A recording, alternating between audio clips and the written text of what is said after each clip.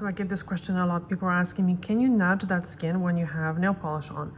And yes, of course you can, because the polish is here. Obviously it's growing out and the skin is here. So you can just grab the little orange wood stick sideways and you can just nudge back the skin. And the polish was never over the skin.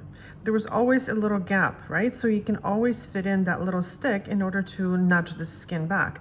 And yes, initially, sometimes people don't want to do it because then it looks like you have a bigger grow out. But remember that when the skin is nicely nudged all the time, then when you do apply the nail polish, or if you go to a salon and you get the shellac applied, they're going to be able to do it to apply it a little bit further back. So it's actually important for the skin to be nicely trained to sit nicely around the nails.